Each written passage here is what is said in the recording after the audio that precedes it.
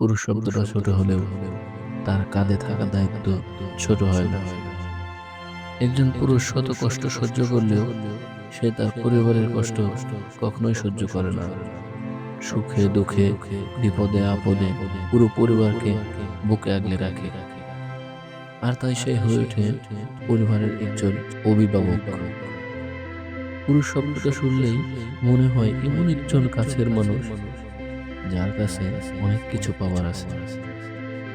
পুরুষ শব্দটা শুনলেই মনে পড়ে পরিবারে থাকা সেই ব্যক্তির কথা যে সারাটা পরিবারকে ভরণ পোষণের ক্ষমতা রাখে। পুরুষ শব্দটা শুনলেই মনে হয় এমন একজন মানুষের কথা যে সকল চাহিদা পূরণের চেষ্টা করে। কিন্তু একবারও ভেবে দেখেছেন কি ওই পুরুষেরও আপনার কাছে কিছু না কিছু চাওয়া পাওয়া থাকতে পারে? না, সেটা হয়তো অবশ্যই চিন্তা করেননি। ভাবুন একবার, আপনি তো ঘরে বসে মোবাইলে, টিভিতে বা কম্পিউটারে আমার কথাগুলো শুনছেন, কিন্তু আপনার পরিবারে থাকা সেই অভিভাবক নামের পুরুষটি এখন কোথায় আছে, কি করছে? আপনি একটু খুঁজে দেখুন, আশেপাশে কোথাও তাকে পাবেন না। আপনি যাতে ঘরে বসে রোদে গিয়ে অসুস্থ না হয়ে পড়েন, তার জন্য ওই ব্যক্তিটা নিজে রোদে পুড়ে রোজগার করছে। ভেবে দেখুন তো, তার রোদে কষ্ট হয় না? বৃষ্টিতে ভিজে সে অসুস্থ হন না? হ্যাঁ, অবশ্যই তার কষ্ট হয়, অসুস্থ হয়ে পড়েন। তখন সে চায় একটু বিশ্রাম নিতে, কাজ থেকে একটু বিরতি নিতে। কিন্তু পর মুহূর্তেই চোখের সামনে ভেসে ওঠে পরিবারে থাকা মা, বাবা, স্ত্রী, সন্তানের কথা।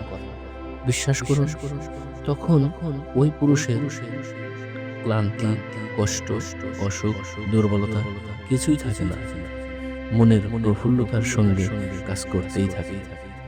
কাজ শেষে যখন ওই লোকটা বাড়ি ফিরে আসে, দেখবেন এক রাস হাসি মুখে সবার সাথে মিলে গেছে।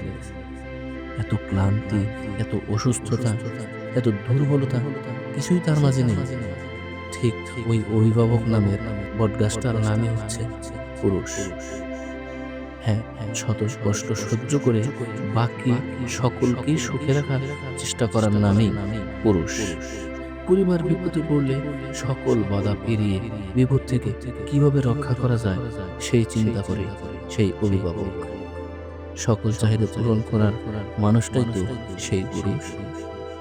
কিন্তু লক্ষ্য করবেন, পরিবারে থাকা অভিভাবক নামের পুরুষটি সবচেয়ে অবহেলিত মানুষ। যখন সে সন্তানের চাহিদা পূরণ করতে পারে না, তখন সে যোগ্য বাবা নয়। যখন স্ত্রীর সকল চাহিদা পূরণ করতে পারে না, তখন সে যোগ্য স্বামী নয়। যখন মা বাবার ইচ্ছা পূরণ করতে পারে না, তখন সে যোগ্য সন্তান নয়। কিন্তু ওই মানুষটাই সারাদিন বাইরে পরিশ্রম করছে শুধুমাত্র আপনাদের ভালো রাখার জন্য। কত রকমের আবদার, স্ত্রী বলে শাড়ি গহনা, সাজ সামগ্রী, কত কিছু। সন্তান বলে আমি ঘুরতে যাব, আমি পার্টিতে যাব। সকলের কিছু না কিছু আবদার আছে। আবদার নেই শুধু ওই মানুষটা যে সকলের আবদার পূরণ করবে। কোনো চাওয়া পাওয়া নেই। দেখুন, ওই ব্যক্তিটা কতদিন আগে একটি নতুন পোশাক কিনেছিল, কতদিন আগে তার পছন্দের জুতা কিনেছিল, বলতে পারবেন না। সকলের চাহিদা পূরণ করার পরে যখন তার কাছে কিছুই থাকে না, তখন সে বলে আমার তো সবই আছে। আমরা আছি শুধু নিজের চাওয়া পাওয়া নিয়ে। কিন্তু আমরা তাদের চাওয়া পাওয়া কখনোই কোনো মূল্যায়ন দেই না। একবার ভাবুন, আপনার জন্য দূর প্রবাসে থাকা ওই মানুষটার কথা। মাসে মাসে টাকা পাঠাচ্ছে, আমরা সেই টাকা দিয়ে নিজের শখ আহ্লাদ পূরণ করছি।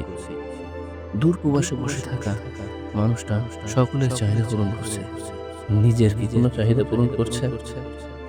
একবার তার কথা ভাবুন তো, সে কতটা সুখে আছে। হ্যাঁ, আপনি হয়তো ভাবছেন নিশ্চয়ই সে সুখে আছে, এত টাকা উপার্জন করছে, প্রবাসে আছে, সে তার নিজের মতো সময় কাটাচ্ছে, সে হয়তো সুখে আছে। কিন্তু প্রবাস মানে জানেন, সকল বন্ধন ছিন্ন করে পরিবারের সুখের কথা চিন্তা করে দূর দেশে যে ঘাম জড়ান, সেই জানে প্রবাস কি।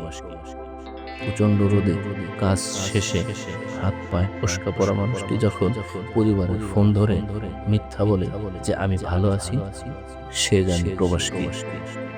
ভালোবাসার স্ত্রী, সন্তান, পিতামাতা সবাইকে সেরে টাকা উপার্জন করে সবাইকে যে সুখে রাখে, সেই মানুষটি দেখুন কতটা সুখে আছে, একটু খোঁজ নিয়ে দেখুন।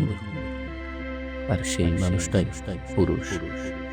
একবারও ভেবে দেখেছেন কি, আপনার পাশে তো সবাই আছে, কিন্তু যিনি প্রবাসে আছে তার পাশে কে আছে? কেউ নেই। যেখানে নিজেই নিজের অভিভাবক, তার কথা ভাবো। আজ থেকে পরিবারের ওই পুরুষটা, ওই অভিভাবকের সামনে একটু হাসি মুখে থাকুন, তাকে ভালোবাসুন, তাকে গুরুত্ব দিন। দেখবেন আপনার জন্য সে শত কষ্ট সহ্য করে হলেও বিশ্বজয় করে ফেলবে।